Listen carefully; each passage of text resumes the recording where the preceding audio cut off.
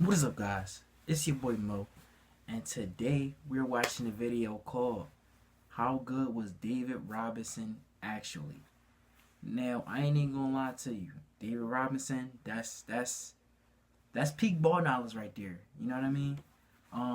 I be playing as him in 2K and everything. He really tough, gang. Like that's like even the old heads talk about Cuz, bro.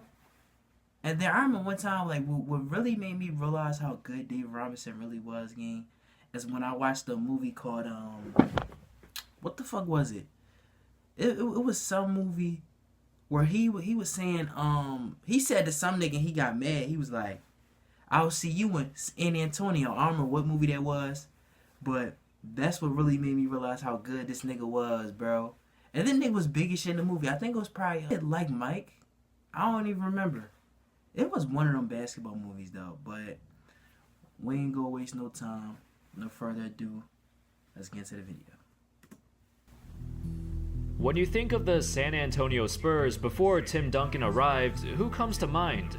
Well, it should be David Robinson. Throughout the 1990s, Robinson was the guy leading the way, carrying the Spurs to the playoffs and leaving his mark as one of the greatest big men of all time. However, on the other side of the spectrum, Robinson and the Spurs were on the receiving end of a lot of playoff disappointments. For years and years, they would constantly lose to Charles Barkley and the Suns, Karl Malone, John Stockton and the Jazz, and of course, Hakeem Olajuwon and the Rockets.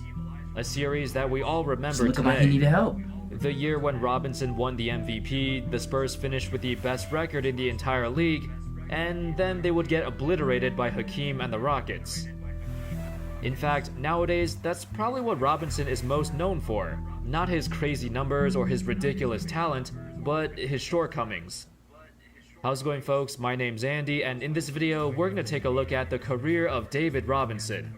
How good was he actually? Was he as good as the other greats of the 1990s, and why wasn't he able to find success before Tim Duncan got there? I thought that was the 80s too, though. To start things off, Robinson was drafted as the first overall pick in 1987. The same draft class as other notable stars like Scottie. Yo, y'all want to know what's crazy though, bro? Like I learned some. I think this was like, I don't know when I learned this shit. This had to be last year or this year at some point. But basically, I learned right the type of quality we seeing on these old videos and stuff, especially when they was gray back then and all that. They never really look like that. They look like how we seeing this shit now.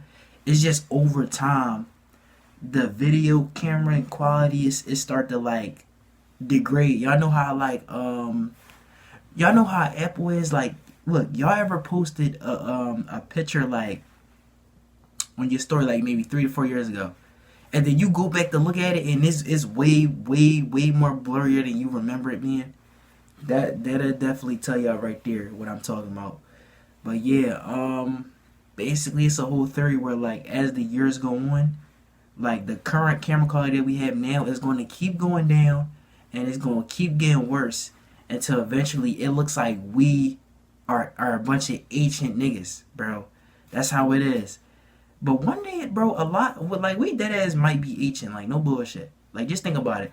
Like, think about 2050, gang, or past that.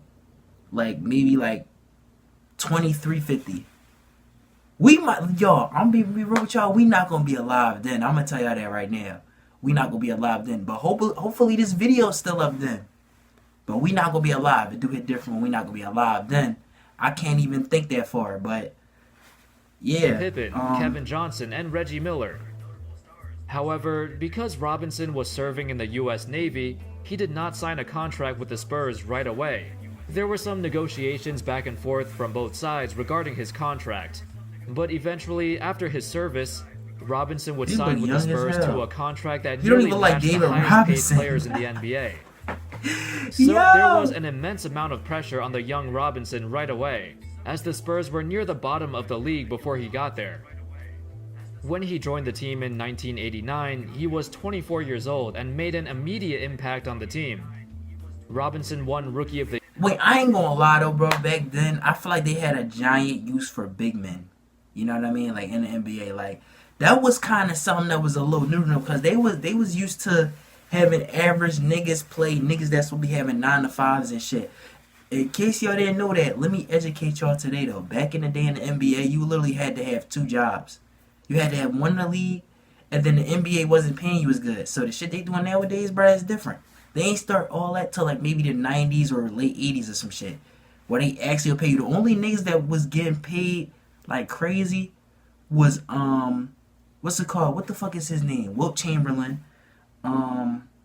What's the other one? Kareem Abdul-Jabbar, like all the big names and shit. Them was the only niggas that was really, really, really making money without a job. You know what I'm saying? But they had plumbers and shit in the league. A year in a landslide, averaging 24, 12, and 2 with nearly 4 blocks a game. That's insane for a rookie, and he was already recognized as one of the best big men of the league. Arguably a top 3 center in the NBA, right behind Hakeem Olajuwon and Patrick Ewing. And that was as a rookie. He also made the All-NBA third team and second team All-Defense, and he made the All-Star team. It was one of the greatest rookie seasons of all time, and to cap it all off, he turned the entire Spurs franchise around. The team had one of the biggest turnarounds in NBA history, going from winning 21 games in the previous season to 56 games and the second seed in the Western Conference. The roster saw some major changes, so part of the credit has to go to his new teammates too, especially when the Spurs got Terry Cummings, a former All-Star and a huge part of the turnaround as well. Like, in the 1990 playoffs, the Spurs would dominate the Denver Nuggets in the first round, sweeping the series as they had no answer for David Robinson. Unfortunately, they would fall in the second round to the Portland Trail Blazers in 7 games. The Blazers would go on to the NBA Finals, where they would eventually lose to the Pistons. After a very successful rookie season under his belt, the future was looking bright for Robinson and the Spurs. They had a great group of young guys, including Sean Elliott, Rod Strickland, and Willie Anderson. These 4 would become the core of the team for the next few years, with Robinson leading the charge. The rest of the league took notice as well and definitely paid attention to what Robinson was doing. Hakeem Olajuwon said what surprised him most was how he was so quick. You can't blink or else he'll go right by you. Robert Parrish said, if he's having this type of year now, his first year out, the sky's the limit. That is crazy. Tom Chambers said that Robinson played at a Nike exhibition game and he was dominating guys like Charles Barkley and Moses Malone. Hubie Brown said, I think he's a surprise. Not that he isn't outstanding, but that he is a superstar. I think that people didn't realize how big and strong he was, and then the fact that he would block as many shots and rebound as much as he's rebounding. As you can tell, the Admiral took the entire league by storm, and was already recognized as one of the league's brightest young superstars. The expectations of Robinson and the Spurs were as high as ever. But unfortunately, the next few years were pretty stagnant. From 1991 to 1994, the Spurs would lose in the first round 3 out of the 4 times. Robinson himself was still really, really good as he continued to make All-NBA, All-Defensive teams, All-Star teams. Individually, he was a top 3 center in the league, arguably top 2. But the roster surrounding him really wasn't working out. They had a pretty similar team for the first 5 years of his career, and after a couple of coaching changes, Robinson was starting to get a little bit impatient. However, after hiring John Lucas, their new head coach in 1993, Robinson would have the best individual season of his NBA career. With Lucas wanting to run the offense more through Robinson, the Spurs' offensive rating took a huge jump. They were previously hovering around 14th or 18th in offensive rating for a couple of years, but in the 1993-94 season, the Spurs would register the 4th best rating in the league. Robinson averaged a career-high 29.8 points a game, and led the entire league in scoring. This was the year where he scored 71 points in the last game of the regular season, beating out Shaquille O'Neal for the scoring title. He also averaged a career high in assists with nearly 5 per game. While Robinson and the Spurs were set to enter the 1994 playoffs on a high note, it went very poorly. He had a terrible series by his standards, shooting an abysmal percentage, and the Spurs would lose in the first round once again, in 4 games to the Utah Jazz. Karl Malone utterly destroyed him, making him look like a high schooler. Afterwards, despite Robinson's very successful season, coach John Lucas got fired and the Spurs went back to the drawing board. The following season would be the best one yet. In the 1994-95 season, the entire team wanted redemption. They finished with a 62-20 record, and up until that point, it was their best record in franchise history. Robinson was named the MVP to the delight of his teammates and the organization, but to the dismay of his biggest rival, Hakeem Olajuwon. The Spurs would have their best playoff run of the Robinson era, reaching the Western Conference Finals. Unfortunately, the run would stop here. This time, it was Hakeem Olajuwon, hungry and prideful, as he watched the commissioner hand the MVP trophy to Robinson. Too, bro. As his teammate said, that was a mistake, as they handed him the trophy before the series started. Hakeem would play the best series of his entire career against the Spurs, averaging over 35 points, 12 rebounds, 5 assists, and 4 blocks. On the other hand, Robinson, well, he didn't have a terrible series, but it was clear he was getting outplayed left and right by Hakeem. After losing in 6 games, Robinson took this loss harder than anyone else. He knew that him and Hakeem were 2 of the top centers in the league, and they would always be compared to each other in the media.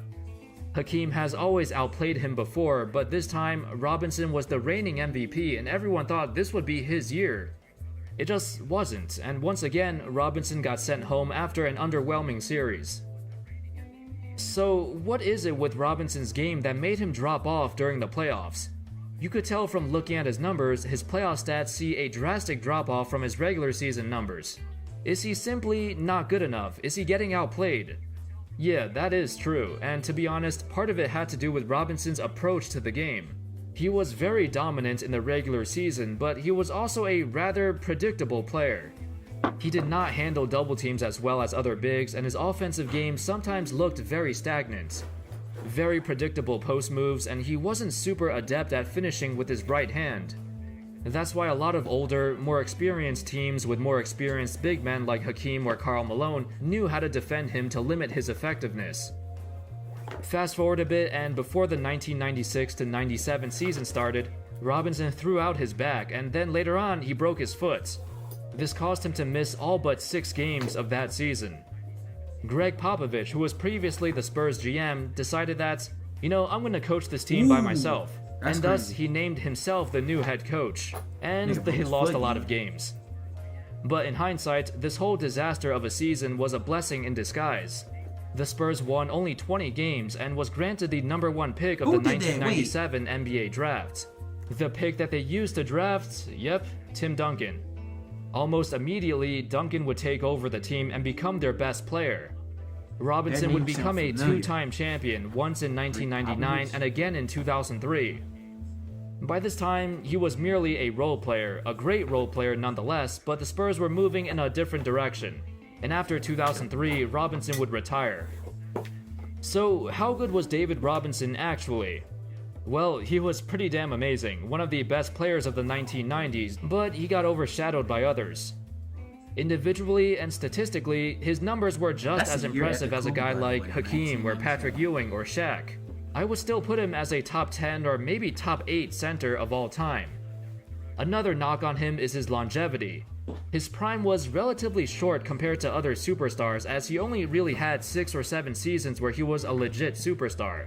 I guess that's partly because he entered the NBA at the age of 24, which is on the older side. Also, he was one of a few players who ever recorded a quadruple-double. Anyway, let me know your thoughts on the Admiral. Where would you rank him among the best centers of all time? Let me know your thoughts in the comments. Thank you all so much for watching. I hope you enjoyed the video, and as always, I'll see you next time. Peace. Alright. I ain't gonna lie, y'all. This is the end of the video. It's a pretty good video. I think I might watch that next one right there, but anyways, we out. We bippin'.